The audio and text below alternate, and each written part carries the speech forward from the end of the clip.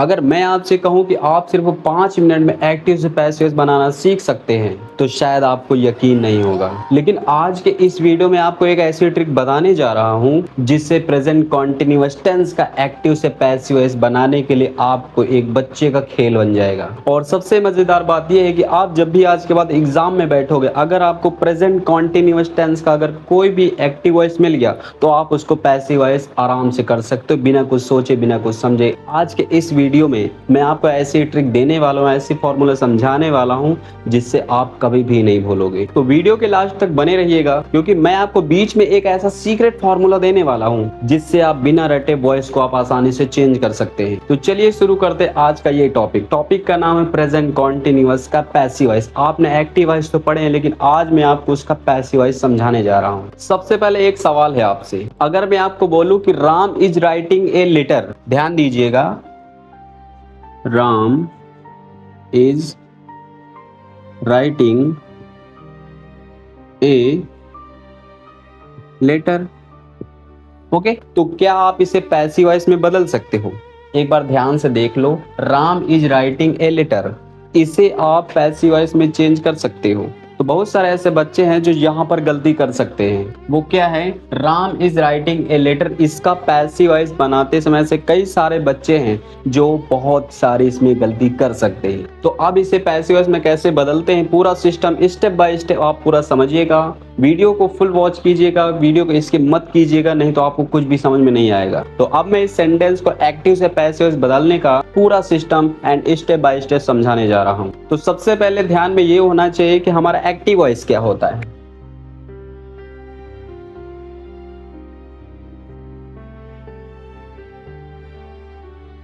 हमारा active voice क्या होता है?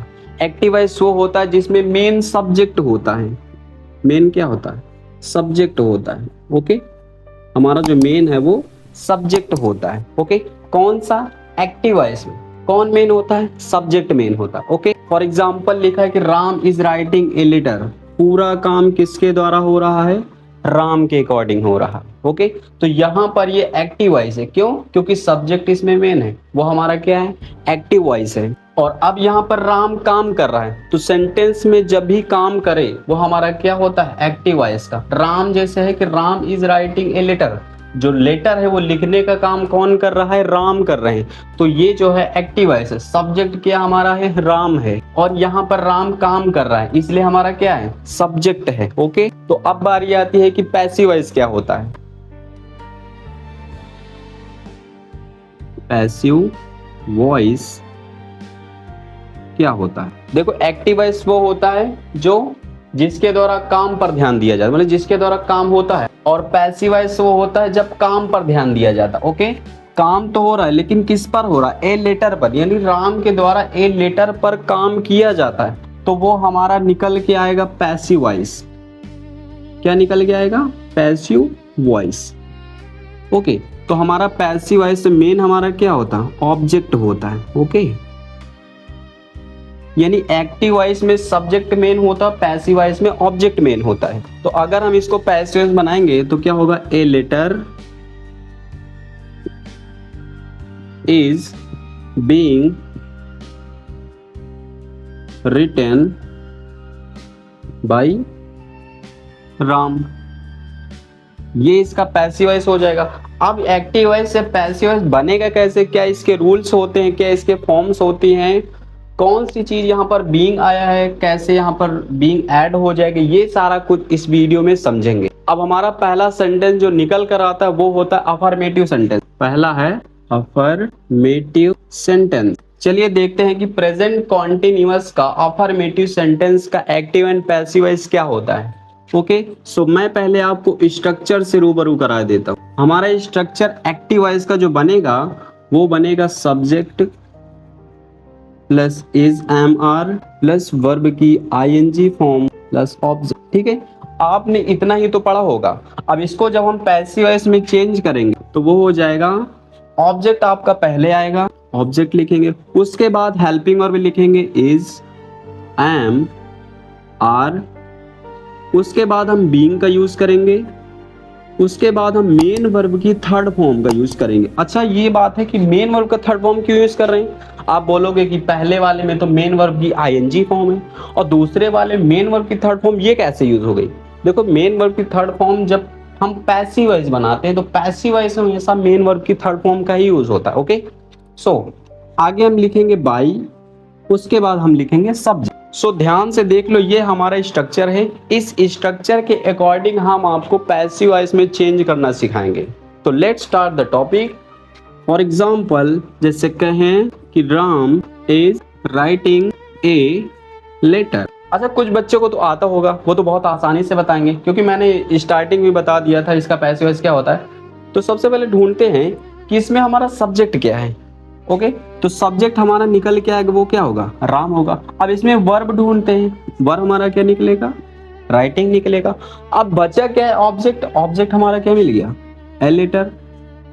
अब देखो हो गया।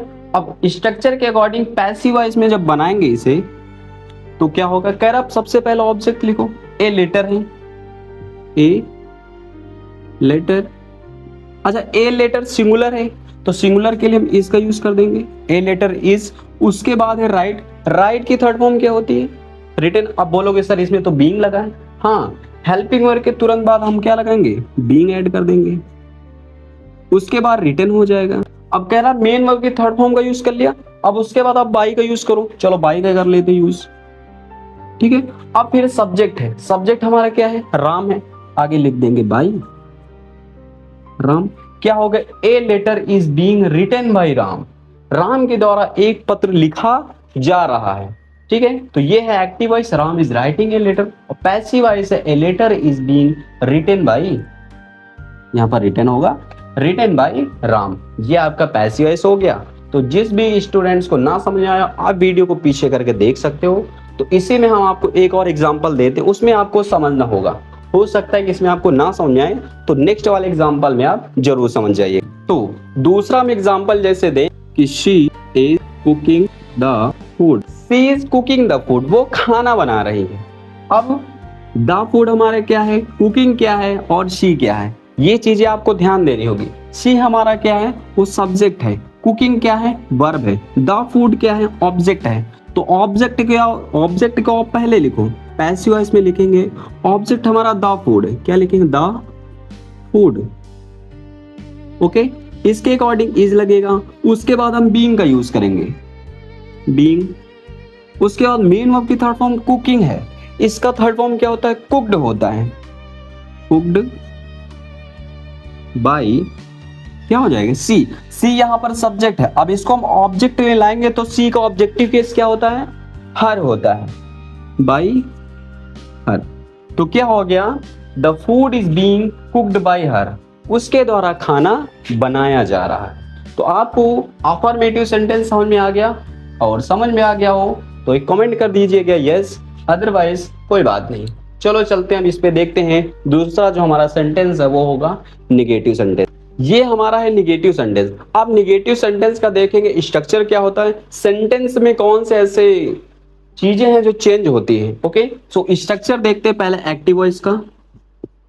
क्या होगा? Subject plus is, am, are plus not plus verb की ING form plus object plus other. कुछ बचा हो तो अदर में चला जाता है। ओके, सो ये होता है निगेटिव सेंटेंस का स्ट्रक्चर। अब हम इसको पैसिव वॉइस में बनाएंगे। सो पैसिव वॉइस का स्ट्रक्चर क्या होगा? सबसे पहले ऑब्जेक्ट लिखेंगे, ओके, उसके बाद हेल्पिंग और इज, एम, आर, ठीक है। अब इसमें ऐड होगा बीइंग, लेकिन बीइंग देखेंगे जुड़ेगा कब? सो नॉट लगेगा, उसके बाद हम बीइंग लगाएंगे। ओके, उसके बाद क्या होगा? जो मेन वर्ब आएगी उसकी थर्ड फॉर्म लिखेंगे, उसके बाद हम बाई का यूज करेंगे और उसके बाद हम सब्जेक्ट का यूज करेंगे। ओके, सो ये हमारा स्ट्रक्चर है। अब इस स्ट्रक्चर के अकॉर्डिंग हम देखेंगे सेंटेंस कैसे चेंज होते हैं। सो पहले हम कहें एग्जांपल के तौर पर कि you are not writing a letter, ये हो गया।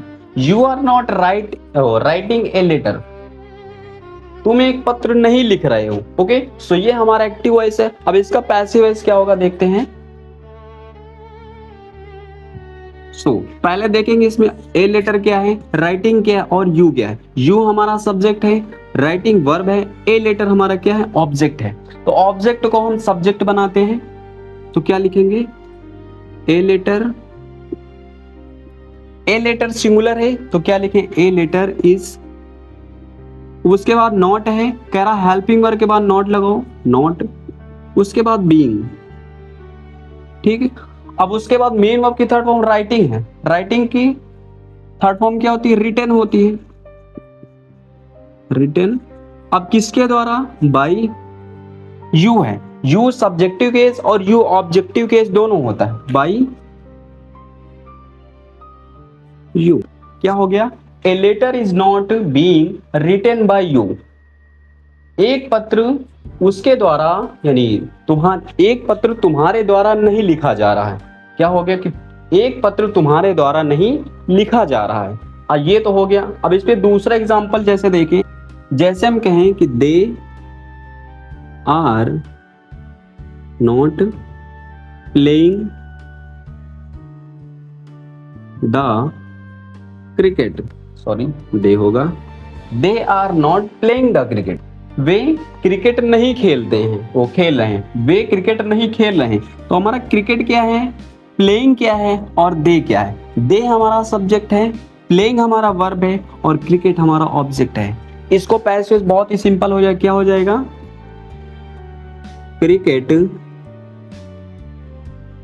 Cricket singular is not being playing है, प्लेड हो जाएगा, प्लेड बाई देम, क्योंकि दे का ऑब्जेक्टिव केस देम होता। सो ये टॉपिक आपको समझ में आ गया, निगेटिव सेंटेंस समझ में आ गया। देख सकते हैं मैंने चेंजेस क्या किए, और बीइंग कब यूज किया, बीइंग हम तब यूज करेंगे निगेटिव में नॉट आए, उसके बाद हम बीइंग यूज कर देंगे। ये हमारे एग्जांपल हैं। देखिए पहला है, you are not writing a letter is not written by, a letter is not being written by you, they are not playing the cricket, cricket is not playing, cricket is not being played by them. ये हमारा sentence है active से passive बनाने का। अब इसमें है जो बचता है वो है तीसरा इंट्रोगेटिव सेंटेंस। तो चलो इंट्रोगेटिव सेंटेंस को भी देख लेते हैं कि कैसे, उसमें क्या रूल्स हैं, इसमें चेंजेस क्या हो सकते हैं। तो चलिए इंट्रोगेटिव सेंटेंस देखते हैं। इंट्रोगेटिव सेंटेंस तीसरा है इंट्रोगेटिव सेंटेंस। इंट्रोगेटिव सेंटेंस का स्ट्रक्चर कुछ ऐसा होता है कि is, am, are, subject plus verb की आईएनजी फॉर्म प्लस ऑब्जेक्ट। ये तो हमारा एक्टिव वॉइस का हो गया। अब पैसिव वॉइस का देखेंगे। पैसिव वॉइस का होगा कि is, am, are plus object plus being, main verb की third form plus by plus subject. ये हो गया, और लास्ट में क्वेश्चन मार्क होगा। ओके, ये हो गया। ये है is, am, are, object, being, main verb की third form by plus subject. ये हमारा इंट्रोगेटिव सेंटेंस का स्ट्रक्चर है। तो चलिए देखते हैं इसका पैसिव वॉइस क्या हो। जैसे कहें कि are they watching TV, are they watching TV, क्या वे टीवी देख रहे हैं। ओके, सो इसका हम पैसिव वॉइस बनाएंगे तो सबसे पहले हम हेल्पिंग वर्ब का यूज करेंगे। किसके अकॉर्डिंग, ऑब्जेक्ट में क्या है, टीवी, टीवी एक है तो क्या होगा, इज टीवी बीइंग। उसके बाद मेन वर्ब है वॉचिंग, क्या हो जाएगा, वॉच्ड, किसके द्वारा, बाई, देख ऑब्जेक्टिव केस देम होता है। हो गया, is TV being watched by them, ये हो गया। फिर जैसे कहें दूसरा एग्जांपल,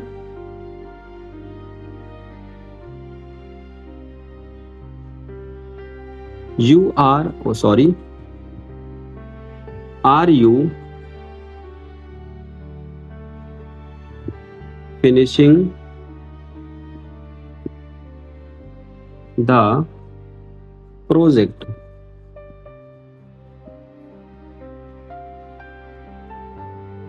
क्या तुम प्रोजेक्ट खत्म कर रहे हो, ओके, कंप्लीट कर रहे हो। तो क्या होगा, द प्रोजेक्ट हमारा ऑब्जेक्ट है, फिनिशिंग हमारा क्या है, वर्ब है, और यू हमारा क्या है, सब्जेक्ट है। क्या होगा, द प्रोजेक्ट एक है तो पैसिव वॉइस में लिखेंगे is the project being finished by you.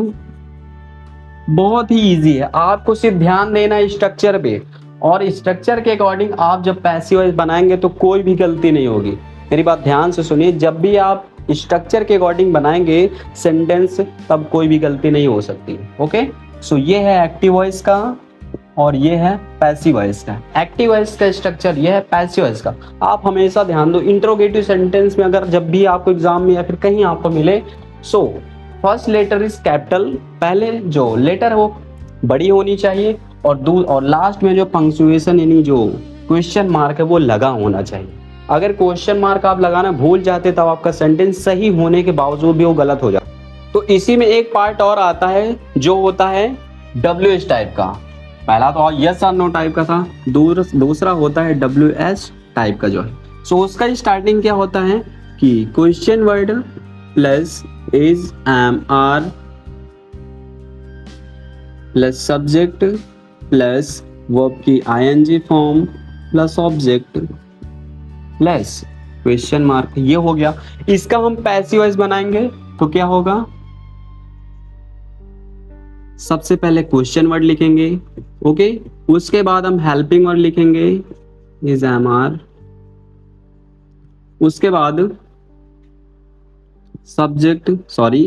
Object को लिखेंगे, उसके बाद हम बीइंग का यूज करेंगे, एंड देन मेन वर्ब की third form plus by plus object, यानी ऑब्जेक्ट जो होगा हमारा सब्जेक्ट ये राइट कर देंगे, एंड लास्ट में क्वेश्चन मार्क। ओके, सो ये WH टाइप का। एक एग्जांपल कहें आप, एग्जांपल कहें कि why is he beating the dog.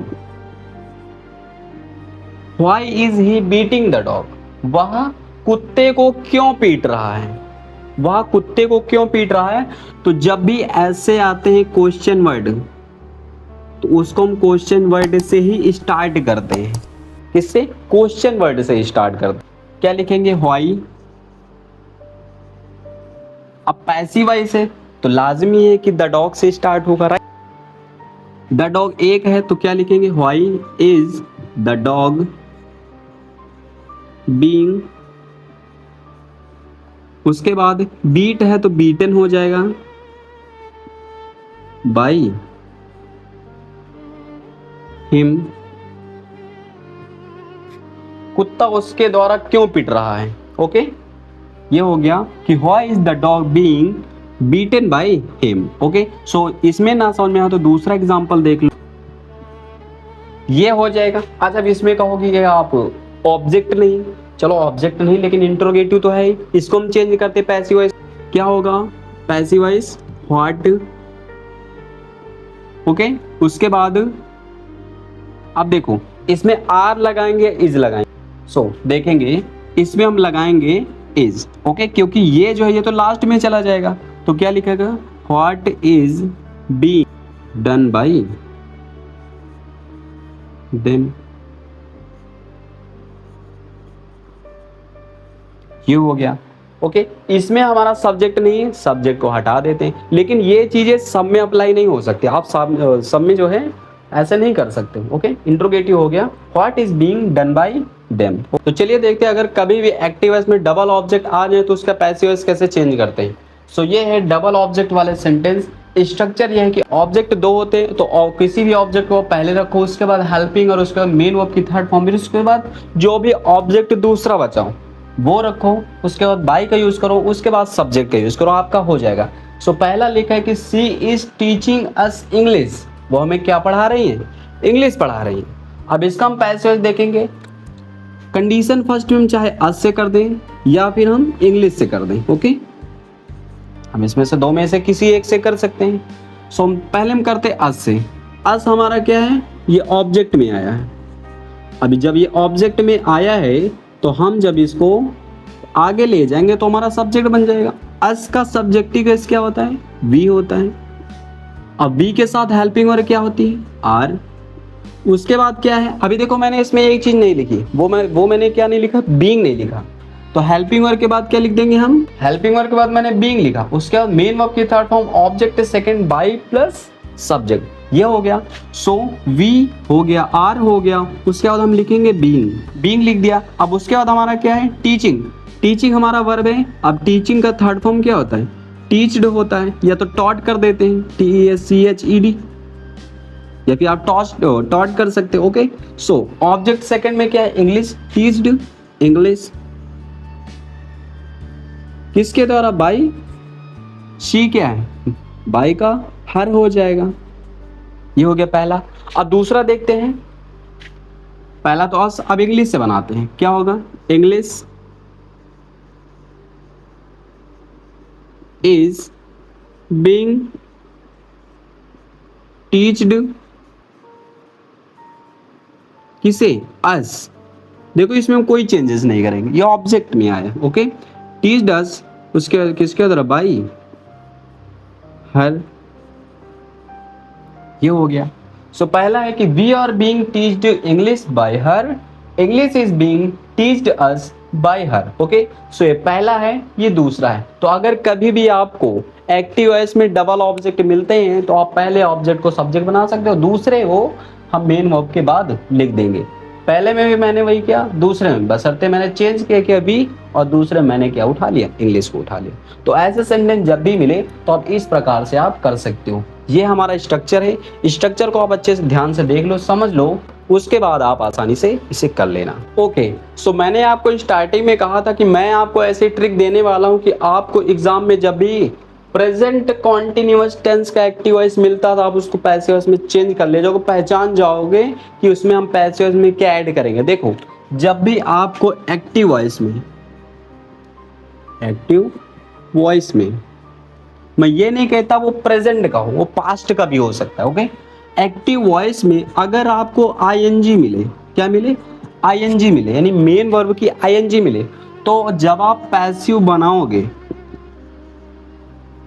ये मोस्ट इंपॉर्टेंट है, जब आप उसका पैसिव वॉइस बनाओगे तो आप वहां पर आईएनजी को हटा करके, ठीक है, आईएनजी जब मिले तो वहां पर आप बीइंग का यूज करोगे, यानी पैसिव वॉइस में क्या यूज करोगे, बीइंग यूज करोगे। कब, जब आपको एक्टिव वॉइस में आईएनजी फॉर्म दिखे तब आप पैसिव वॉइस में बीइंग हमेशा ऐड कर देना। ये हमारा एक मेन ट्रिक है। ओके, मेन पॉइंट है, आपको ये पॉइंट ध्यान देने वाली है। बस आप इतना ध्यान रखो कि वॉइस आप कभी भी जब चेंज करना तो गलत मत चेंज करना। ऐसे टॉपिक, ऐसे पॉइंट मैंने इसमें बताया है, मैंने एक एक ऐसे सेंटेंस बताया, ऐसे टाइप सेंटेंस बताया है, आप भूलना मत। सो अगर आप कहीं भी भूल रहे हो तो वीडियो को पीछे करके देख सकते हो। मैं ये चाहता हूँ कि हमारे वीडियोज़ का देखने वाला कोई भी बच्चा वो गलती ना करे, वो चाहे एग्जाम में हो, क्लास में हो, कहीं भी हो, कभी भी हो, अगर ऐसे सेंटेंस मिल जाए तो उससे गलती ना होनी पाए। तो चलिए देखते हैं कि हु वाले सेंटेंस अगर आपको प्रेजेंट कंटिन्यूअस में मिल जाए तो आप उसको पैसिव वॉइस में कैसे चेंज करते हो। ओके, सो अगर सेंटेंस में आपको कभी भी हु मिले, एनी टाइम, मैं ये नहीं कहता प्रेजेंट में ही हो, पास्ट में हो या फिर फ्यूचर में भी हो सकता है। ओके, तो वहां पर आप हु के जगह पर आप बाय होम का यूज करोगे। ओके, किसका यूज करोगे, बाय होम का। कब, जब आपके सेंटेंस में एक्टिव वॉइस में हु मिले तब आप उसको जब पैसिव वॉइस बनाओगे तो वहां पर आप बाय होम का यूज करोगे। ओके, सो स्ट्रक्चर है who plus helping verb plus verb की ING form plus object plus question mark.